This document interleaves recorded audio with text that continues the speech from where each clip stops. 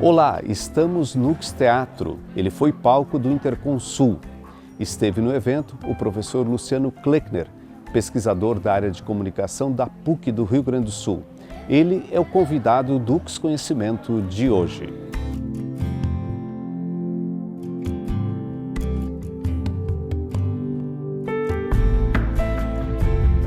Desde pequeno, assim, eu escuto rádio, né, por influência dos meus pais, da minha avó também.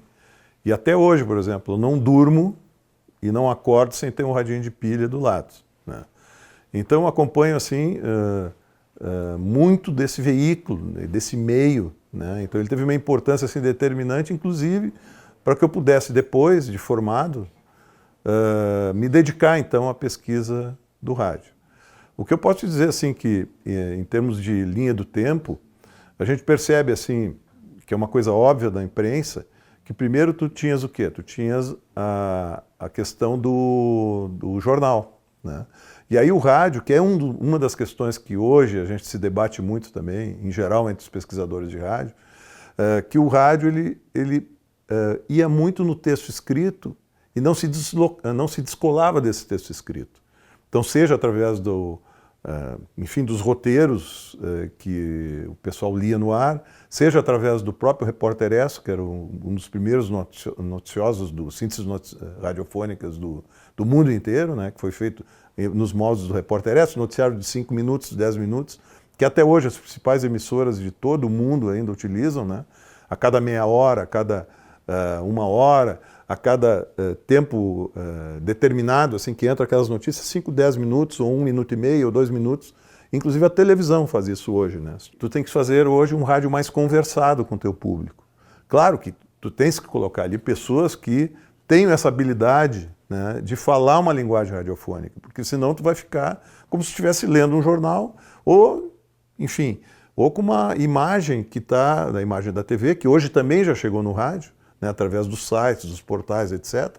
Então tu vai ficar com essa imagem em que o texto vai ser só um complemento. Então tu vens então caminhando nos anos, assim, anos 1900, depois tu chega nos anos 40, 50, 60, e hoje a gente nota nas pesquisas que o rádio ainda está muito ligado a esses anos mais de meio, assim, tanto nos diversos aspectos, né? Se tu vai pensar, por exemplo, no aspecto da própria formação, os estudantes de jornalismo hoje, eles não estão habilitados a gerir alguma coisa. Eles vão lá e fazem tecnicamente aquilo que o professor ensina, aquilo que o professor repassa.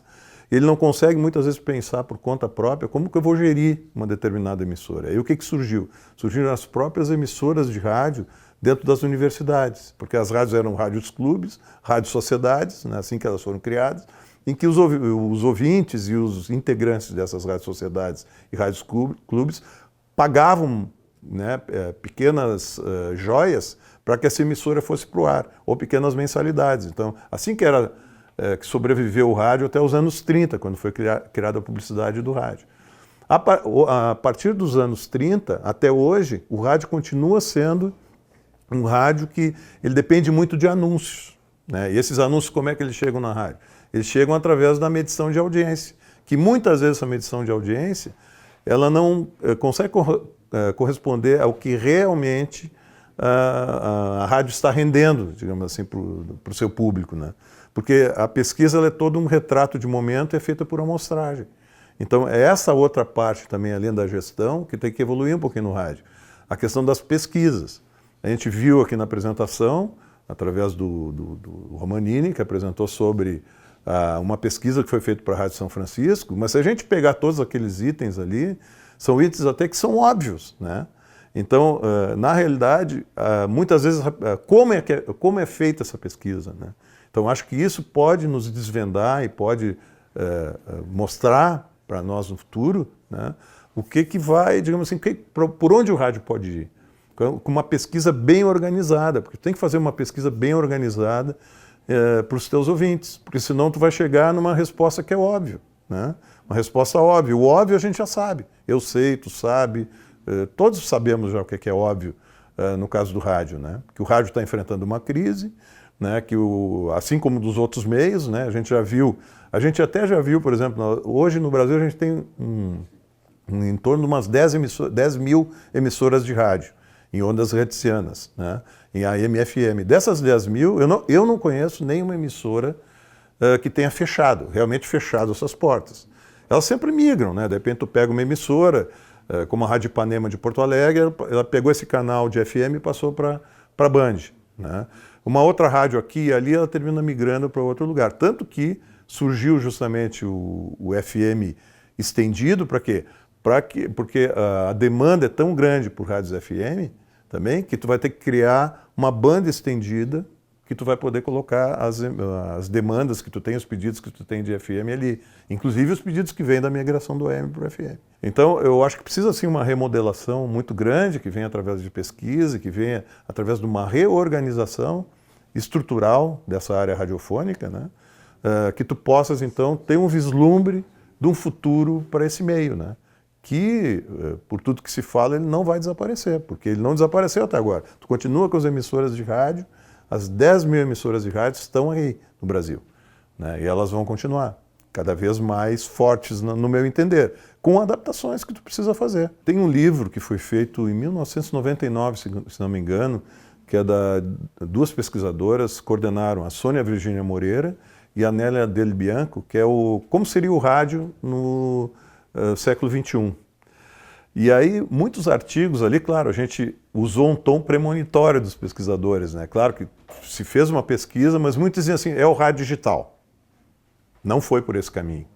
O rádio digital não deu nem para largada. É o rádio por satélite, que é particularmente assim uma curiosidade que eu tenho. Por que o rádio por satélite, por exemplo, que tu teria uma recepção muito melhor do que o rádio digital, ele não funcionaria. Tem um outro rádio, há mais tempo atrás, que é o rádio por assinaturas, que o ouvinte assinaria uma programação de rádio, etc. e tal, que também ficou pelo caminho. Então, nós temos o rádio por assinatura, ficou pelo caminho, o rádio por satélite ficou pelo caminho, o rádio digital ficou pelo caminho. E nesse livro, vários artigos, eles têm esse dom premonitório de dizer assim, o que seria o rádio do século XXI? Seria uma boa leitura e um bom, digamos assim, um bom ponto de partida para a gente ver digamos assim, o que realmente vingou disso, né? Então, por exemplo, o que foi apresentado hoje na palestra, que é muita prestação de serviço, isso vingou, né? Mas tudo bem, a prestação de serviço é uma coisa mais assim, de momento. O que já se avançou daquele tempo para lá, por exemplo? Que é uma questão do jornalista mais como um protagonista dos fatos, né? Porque como um vigilante, digamos assim, da aplicação de determinadas questões cidadãs. Por exemplo, tu tens hoje um buraco de rua, né? E esse buraco, em alguns aplicativos, que antigamente o que acontecia? O ouvinte ligava para a rádio, hoje ele já está colocando em determinados aplicativos especiais, né, que já foram desenvolvidos, né, para isso, então tu coloca ali aquele problema, e a emissora de rádio ela acompanha aquele problema até a solução daquele problema. Isso já existe, né? E artigos anteriores de pesquisadores da área dão premonitório, ou enfim, discutindo essa relação, quer dizer, o que faltava, digamos assim, já conseguiam vislumbrar o que faltava para o jornalismo de rádio para ele se complementar, né? Então isso já está sendo feito hoje. Assim como tem, por exemplo, torcidas de futebol. Hoje tu já tem aplicativos que estão ali na torcida de futebol. Tu preconizava uma maior interação com teus ouvintes, porque com o telefone havia um problema muito grave, por exemplo. Ou o produtor colocava o programa no ar, ou ele conseguia atender o telefone do ouvinte, né? Então hoje, até eu acho muito engraçado que mesmo com o WhatsApp já melhorou um pouco isso aí. Mas mesmo com o WhatsApp tem como eu te disse, eu vou dormir e acordo com rádio, então tem um apresentador que se vangloria em dizer assim, eu recebi 200 mensagens via WhatsApp, mas acontece o seguinte, com essas 200, eu não posso atender as 200. Mas por quê? Porque ele fica falando, né, um termo que o professor Ferrareto usou antes, uma bobageira no ar e não consegue, né, digamos assim, atender o seu ouvinte. O protagonismo a gente não pode entender muitas vezes como ele sempre só se posicionar, entendeu? e fazer um discurso que fica mais no âmbito político do que propriamente no âmbito técnico, né? Eu estou me referindo muito ao âmbito técnico, entendeu? Eu não vejo um jornalismo com adjetivos, é um jornalismo bem feito, digamos assim. As redes sociais, elas possibilitaram muitas coisas boas, mas também muitas coisas ruins. Então, a Gaúcha entra nesse filão e diz assim, tudo que são dúvidas ou são o que podem ocasionar problemas ou que falem mal de alguém, ela entra ali e esclarece, na verdade. Então, a Rádio Gaúcha esclarece. Então, vem o esclarecimento sobre aquele fato. Então, no caso da Fanta, não é nada disso. Pode continuar tomando Fanta, segundo lá esse sujeito da saúde, Secretaria da Saúde, que respondeu. Outro é o seguinte, uma campanha pela Facebook, internet, etc., dizendo que o voto, se todo mundo votasse em branco, ocorreria uma nova eleição. Daí entrou o responsável pelo Tribunal Regional Eleitoral, dizendo que não é nada disso, que se fizer isso vai desperdiçar o voto, porque isso não acontece, acontece em raras exceções, não sei o quê. Então, é um esclarecimento, tu busca esclarecer o público por uma notícia que é falsa, né? Então, é notícia falsa nas redes, uma coisa assim. Então, é dentro desse aspecto que eu acho que a gente tem que começar a trabalhar mais, né? Também a formação do profissional, para que ele aprenda todas as possibilidades que ele tem dentro, digamos assim, das emendas, das cadeiras e do jornalismo como um todo dentro da faculdade que ele escolher para cursar, né? Na verdade, as pessoas se dão conta disso aí, né? Que o jornalista é um agente social, né? Quem faz a faculdade sabe disso, né? Então tem consciência, mas cabe também aos professores, na hora da formação, reforçar esse conceito. O UX Conhecimento de hoje fica por aqui. Acompanhe os nossos programas nas nossas redes sociais ou no nosso site, uxtv.com.br. Até a próxima!